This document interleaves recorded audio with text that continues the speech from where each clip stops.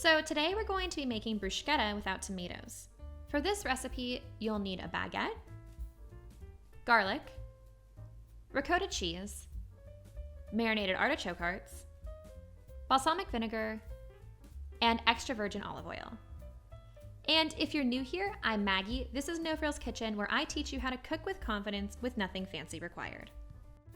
First off, you need to slice your bread. I recommend using a good country baguette. Cut your baguette into 8 equal slices before toasting the slices. You want to toast the slices to ensure that nothing gets soggy and that you have some good texture to your finished bruschetta. Once your bread is toasted, peel a clove of garlic and rub each side of the bread with it. The toasted bread will act similarly to a rasp-style grater, and a good portion of garlic will be rubbed off onto the bread, providing it with great flavor. After you've rubbed your bread with the garlic clove, lightly drizzle each slice of bread with a good quality extra virgin olive oil. Next, spread each piece of bread with a bit of ricotta cheese. I recommend using whole milk ricotta as the taste is so much better. Using ricotta here serves 2 purposes. One, it adds a nice creaminess to the bruschetta, and the second purpose is that it effectively acts as a glue to help cement the artichokes to the bread.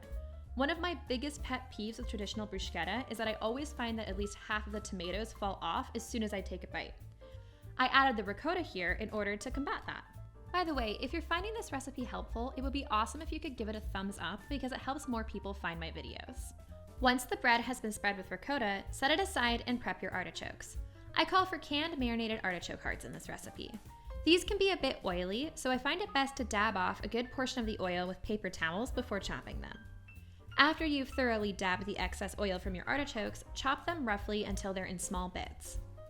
You don't want to chop them too finely because it's important to have some texture on your bruschetta, but you also don't want the pieces to be too large, they'll fall off more easily. Now that the artichokes are chopped, divide them into 8 equal piles.